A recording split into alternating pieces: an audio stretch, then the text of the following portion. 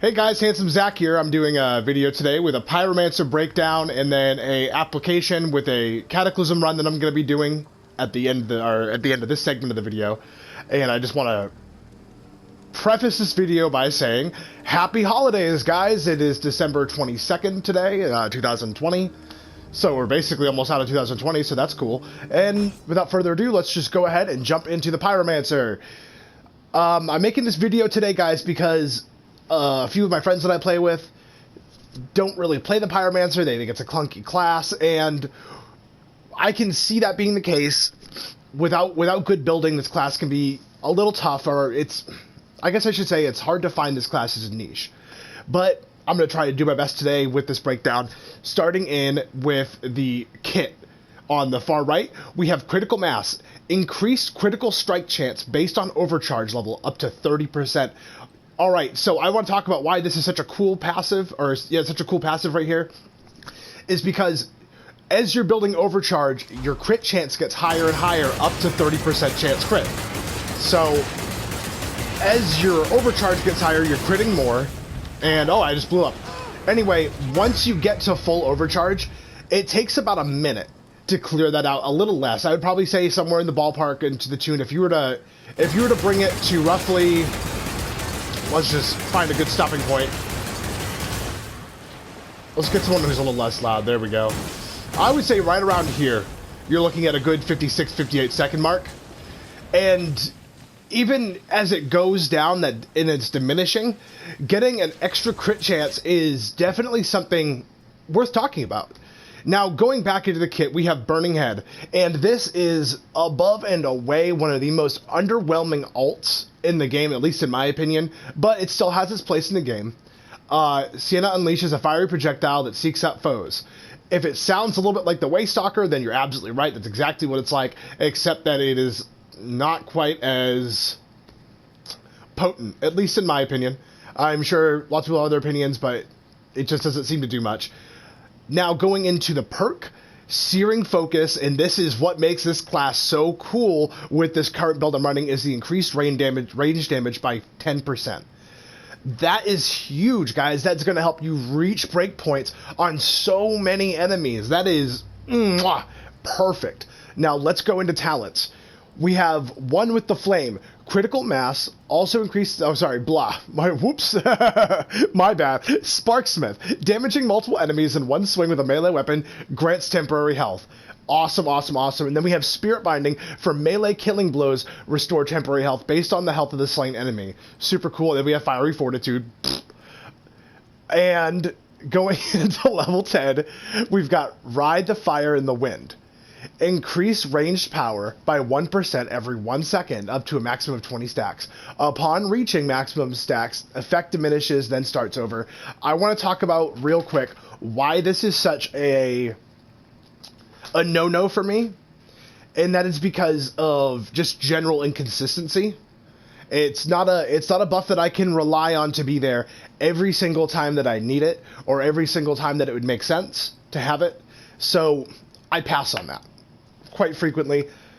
Going to the next one, we have Martial Study, increase attack speed by 5%. Increasing attack speed by 5%, guys, if you're not sure about the next talent I'm going to talk about, that's a really good, I'm telling you, that's the max you can get on a charm, I believe.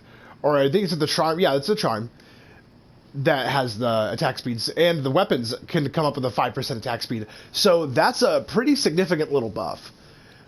And we're going over to my absolute favorite, and that is Spirit Casting. Increase critical strike chance by 10% while above 80% health. That means that when we reach the very peak of critical mass, we are sitting at a 40% chance to critically strike an enemy. And that is absolutely huge. And I know that it might seem, while above 80% health is also pretty situational. Agreed. 110% agreed.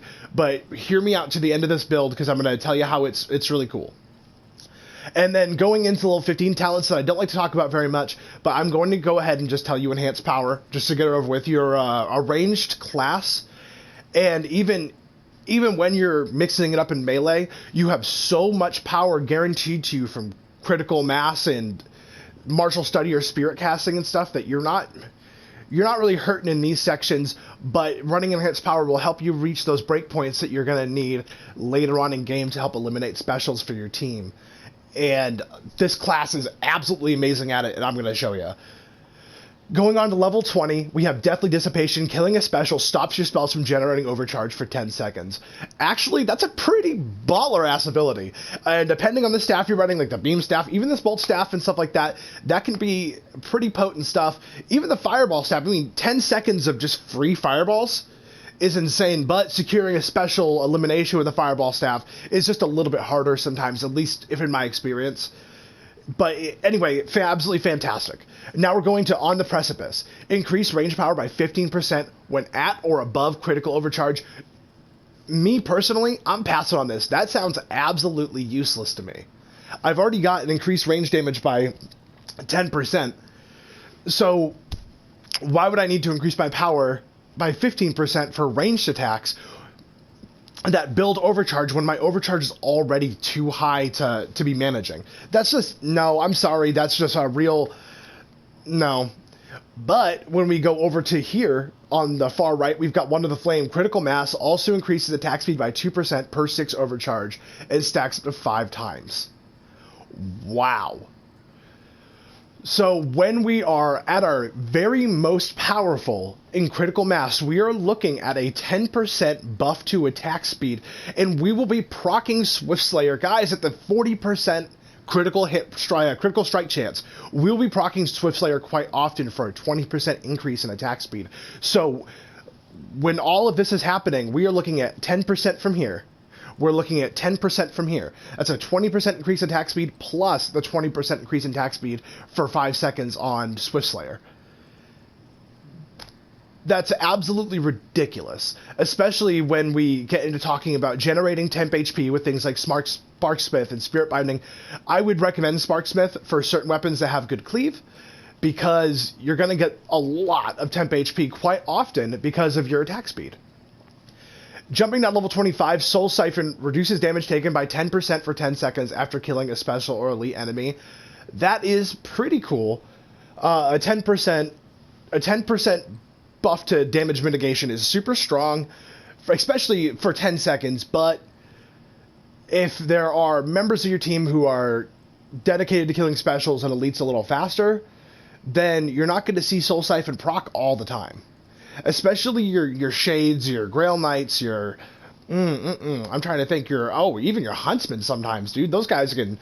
Ranger Veterans can smash specials on elites. Your Waystalker... I mean, I'm definitely leaving some out. Your Bounty Hunter. So, I don't know. This seems like really dependent on the situation. And we're going to move over to Volan's Doctrine real quick. You are no longer slowed from being overcharged. And I don't know if you guys have ever noticed, but your movement speed seems to decrease pretty dramatically when we're talking about how overcharged you are. And now going over to Fleet of Flame, critical hits increase movement speed by 5% for 10 seconds, stacks up to 3 times. A 30% buff to speed, I think, actually might supersede the slow from being overcharged.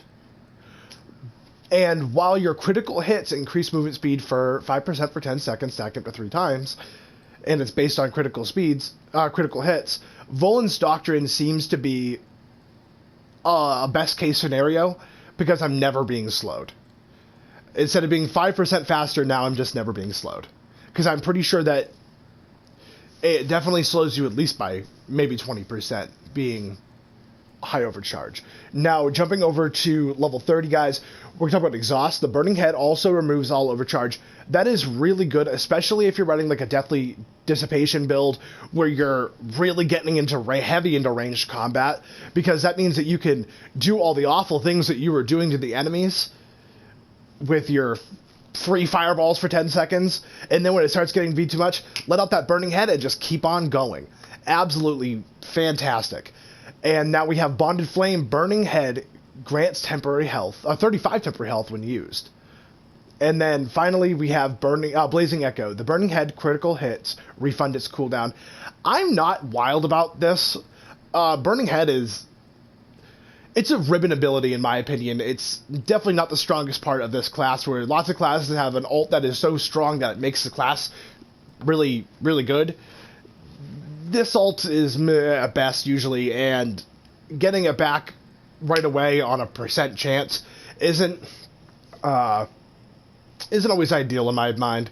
The reason I run Bonded Flame is because when I'm down in the dumps and I cast Burning Head and I get that 35 temp HP, sometimes it can bring Spirit Casting back up, or bring me close enough to the 80% health mark with my temporary HP that Sparksmith or Spirit Binding will get me the rest of the way there, as I am absolutely wrecking enemies, and I'm not letting go of my overcharge to increase my critical rate. So I would say that if you're on level 30, any of these are actually, a lot of this is pretty viable stuff, except for a couple of really weird choices like On the Precipice and Soul Siphon, level 20 and level 25. And Ride the Fire Wind at level 10. Besides all that, all of this seems pretty viable and sweet. Now I'm going to talk a little bit about weapons real quick. So if you were running a Spirit Binding, the melee killing blows restore temporary health based on the health of slain enemy, I would say that your best bets would be something along the lines of the Crowbill, and probably I would say maybe the Mace. But to going away from that, I find that usually when you have Cleave for temp HP, it's actually a little bit stronger. So I'm going to be talking a little bit more about that real quick. The Dagger, the Fire Sword can definitely cleave pretty well. I don't know if I would run the Fire Sword for this class personally. The Flaming Flail can do the business. I like the Flaming Flail a lot because of its ability to bypass shields. But, you know, we're going to talk a little more about the weapons. The Mace has excellent cleave, guys. I mean, I love the Mace for its cleave. But the unsung hero of this recent patch for the PS4 is the sword. The one-handed sword right now is so good. Like, it's the finesse multipliers in there for headshots. It's got a great... It's got a great sweep ability that can cleave really well, and it's got a great single attack pattern for cleaving, except for that third hit right there, which you can bypass with a block cancel. Pretty easy. And get good cleaves in really fast. Moving on to ranged weapons.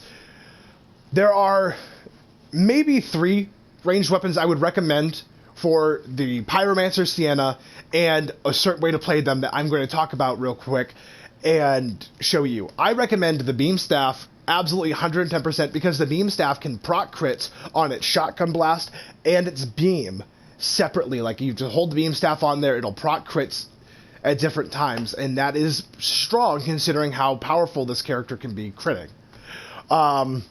The Fireball Staff, the same thing, but we're going to be running Hunter. So what Hunter does is critical hits increase attack power by 25% against targets with the same armor class for a short time. So for those of you who don't know, armor class refers to infantry and armored. And I'm not actually sure if it would refer to Skaven, Monster, Berserker, and stuff like that, because I'm pretty sure those are classifications of enemy type and not armor type. But the cool thing is with Hunter is that power increase by 25% goes across the board when you're dealing with those enemies. So now you're buffing your melee power against those enemies. And that 25% buff is absolutely insane, especially with how easy it is to get crits off. And I'm going to show you with my absolute new favorite Sienna staff, the Bolt Staff. Now with the Bolt Staff, you can reach breakpoints on all enemies for one-shots. Oh, I shouldn't say all. Maybe Maulers, probably not. But Berserkers and stuff like that, yes. And that 25% power increase is just... it's insane. Look at that. And I'm not even... this is even my final form, you know what I mean? And the really cool thing about Hunter, guys, is you can proc it across 2 different armor types if you look down at my buffs on the bottom left screen. I've procced it against 2 different armor types, increasing my power against them. And the reason why that's so cool on the Bolt Staff is because you can sit here and just do this little patty cake and knock it across multiple enemies and just get it in. It's absolutely insane, and the headshot damage for this staff is just... I mean, look at that. Ridiculous. Going in, I would say you're going to want Power versus Berserkers, Power versus Skaven, Hunter. And I've got this build from Royale, so, like, obviously, like, I just like to preface that I don't make these builds. I get them from other people, and then I just pass information on, and, I mean, like, I don't really care how many viewers I get, really, I guess, but if someone stumbles upon it from here and hears about a better player who's figuring these things out and supports them, then I'm super cool with that because they've been so helpful to me. Guys, they recommend a 5% increase in attack speed in Power vs. Chaos on your charm. I'm running the crit power in Power vs. Chaos right now because I don't want to re-roll one of the many charms that I have right now. And I'm really not struggling.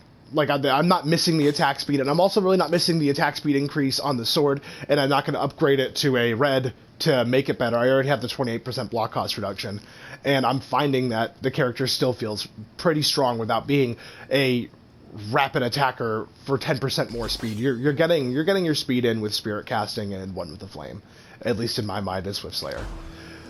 Going down to necklaces, block cost reduction, absolutely. More health, more healing, which means more temp HP, which means getting to Spirit Casting, your 10% critical strike chance, much faster. And then I run a crit chance and curse resistance, which I'm not really sure why I'm doing. I usually like to run stamina recovery. I would probably go stamina recovery and crit chance if I'm not going books, which I'm going to be doing for the Cataclysm video. I'm not going for books and Cata right now. I mean, I'm doing it by myself with bots anyway, and I'm not definitely not that good. So without further ado, I'm going to show you a little bit about how I play, and I'll be narrating as I go and showing you different strategies I'm using. All right, so here we go.